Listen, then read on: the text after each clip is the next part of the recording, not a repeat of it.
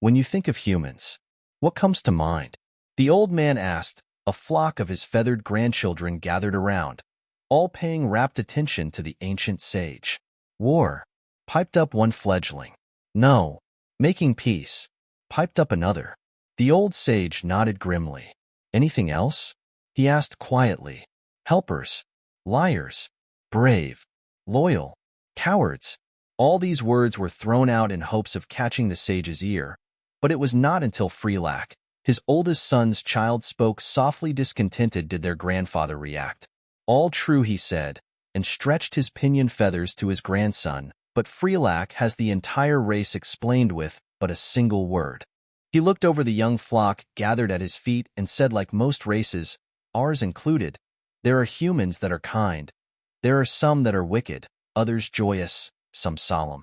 But the only trait all humans have in common is that they are discontent. Do humans fly, like we do? Do they have wings? No. A chorus of voices answered immediately. The old man said, yet they own the skies. On their world, they were bound to the soil beneath their feet, unable to soar on the winds. They saw and envied the avians overhead, wishing for the freedom that flight brings. So what did they do? No answer was forthcoming, so he continued. They ripped wood and metal from the ground. They fashioned wings from them and joined the avians in the skies.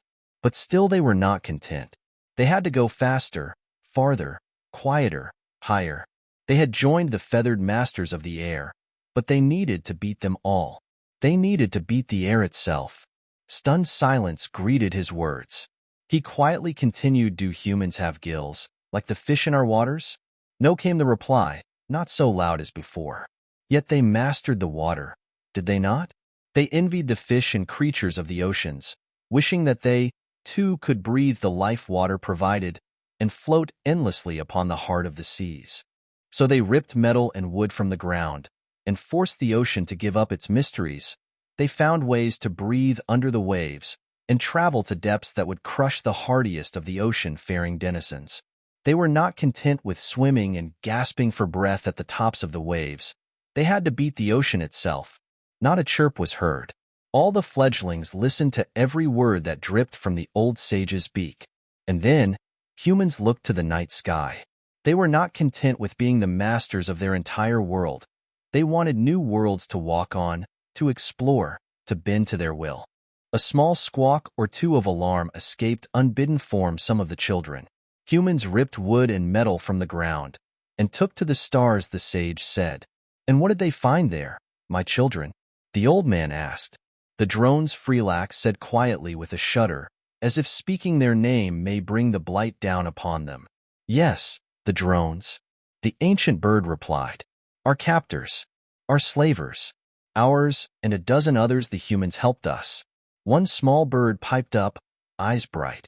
Yes, child, the sage replied. They helped us.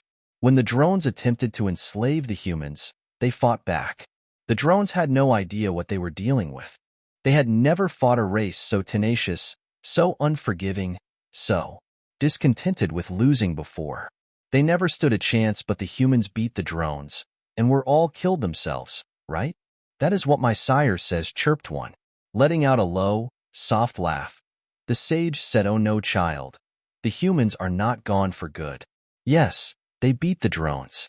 Yes, they freed us and all the others, and yes, they were terribly crippled by the war. But before they took their leave of us, they promised to return and start a friendship that would span the ages. Feathers ruffled in both fear and delight. Off to nest now, all of you, the sage said, herding them to the waiting arms of their matrons.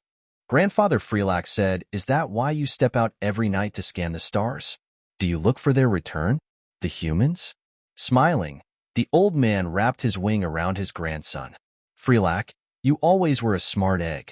He said, yes, dear heart. That is why I come out every night. I look for the return of the humans, because I know they will not be content to stay away for long. It is not in their nature. It is not human.